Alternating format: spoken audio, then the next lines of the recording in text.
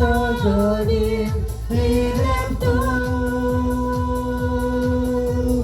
Digerde şarap tüçarim Kendisi üstün elbettim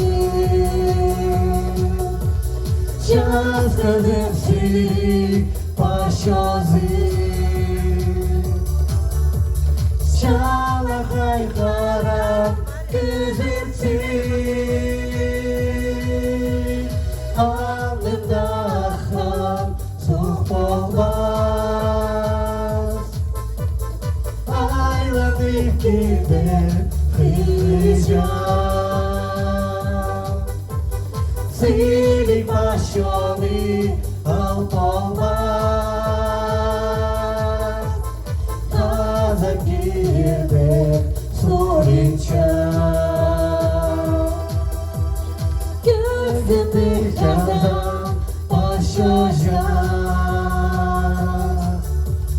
Günsüz işleri sustamzı Parçamı sayılan olacak Şala hayşaran gözümde Alnımda akan soğuk olmaz Aylanıp gider kızacağım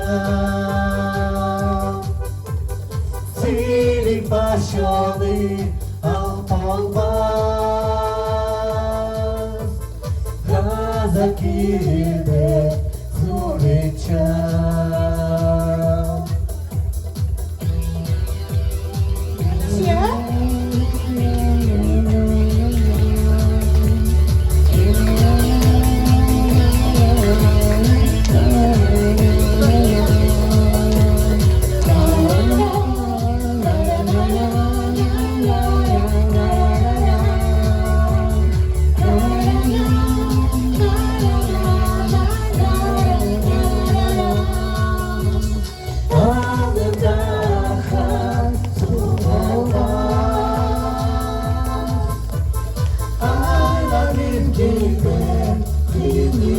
Kıymayacağım